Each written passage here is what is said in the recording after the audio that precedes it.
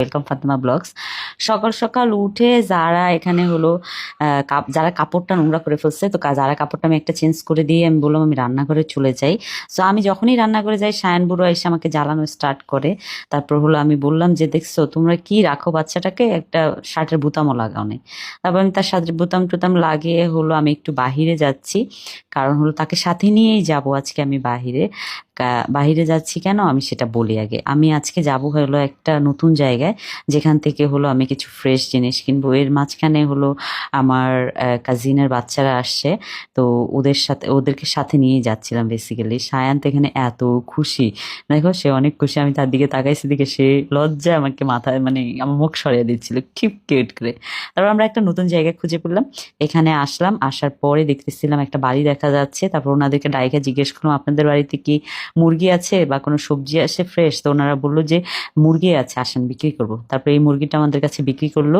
তো একটা জিনিস কি জানেন, আমি আমার ফ্যামিলিকে মানে টাকা দিয়ে খাওয়াবো, পিওর জিনিস খাওয়াবো, তাই না? আমি এই জন্য বিভিন্ন জায়গায় যাই, বিভিন্ন জায়গা থেকে আমি খুঁজে খুঁজে ফ্রেশ ফ্রেশ জিনিস আনি, যেটা আমার হাজব্যান্ড আমার বাচ্চারা সবাই আমাকে এত বেশি অ্যাপ্রিসিয়েট করে। আর প্লাস হলো ওরা খেয়ে বলে মানে এত মজার খাবার, একদম গ্রামের ফিল পাওয়া যায়, আর হলো গ্রামের সব কিছু পাওয়া যায়, এত এত ফ্রেশ। তো এখানে হলো একটা একটা ভদ্রলোককে পাইলাম, ওনাকে বললাম আপনার কি আছে? উনি বললো শাক আছে। তারপর উনি অনেকগুলা শাক উঠে আমাকে দিল।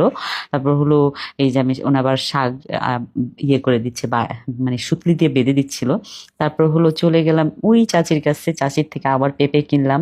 কিনে হলো আমরা বাসায় চলে আসলাম। বাসায় এসে আমি আবার রেডি হলাম, কারণ আজকে বাসায় কোনো ফ্রুটসও নাই। সো একদিন আমার দেখা যায় অনেক বেশি কাজ করি আমি, যখনই আমি বলি যে আমি অনেক বেশি কাজ করি মানুষজন আমাকে মানে চিন্তা করে যে উনি হাউস ওয়াইফ, কি এত কাজ করে। এই যে আসা বের হওয়া, একটা জায়গায় যাওয়া, যে খুঁজে বের করা ফ্রেশ জিনিস, সেটা অনেক টাফ। যাই হোক, এখানে আসার পরে আমার অনেক বেশি ক্ষুধা লাগছিল। তারপর হলো আমি একটা ডাব নিলাম, ডাব খেতে খেতে হলো আমি মানে রোড পার হচ্ছিলাম। আর হলো এটা হলো বনানী সুপার মার্কেট, সরি এটা সুপার মার্কেট না, কাঁচা বাজার। কাঁচা বাজারের গলিটাতে এখানে অনেক সুন্দর ফলের দোকান আছে। সো এখানে আমি যাই হলো এই মালটাগুলো দেখলাম, মালটা নিলাম। সো আমার সাথে সাথে ওনারা বলতেছিল আপু আপনার ভিডিও দেখে, আমি বলি থ্যাংক ইউ সো মাচ। তারপর হলো আরেকটা দোকানে গেলাম, জায়ানের পছন্দের গ্রিন আঙ্গুরগুলা নিলাম।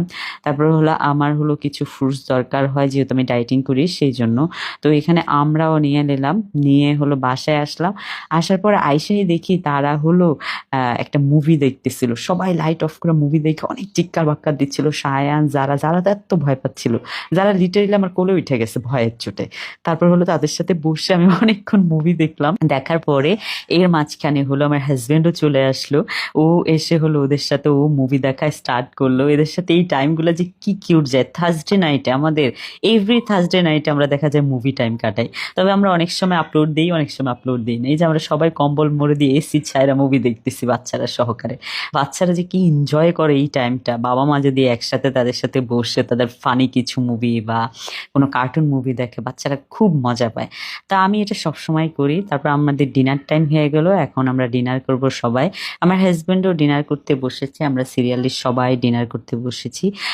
টিনার করতেছি, এর মাঝখানে হলো মনে করো না বাংলাদেশের খেলা হচ্ছিল, আমরা খাবার দাবার খেয়ে বাংলাদেশের খেলা দেখতে চলে গেলাম। এখানেও আমরা ফ্যামিলির সবাই একসাথে বসে বাংলাদেশের খেলা দেখছিলাম। সবাই দোয়া করেন বাংলাদেশ যেন জিতে। আর ওভারঅল আলহামদুলিল্লাহ আজকে সারাটা দিন আমাদের অনেক ভালো গিয়েছে। Thank you so much for watching my video. Bye bye, আল্লাহ হাফেজ।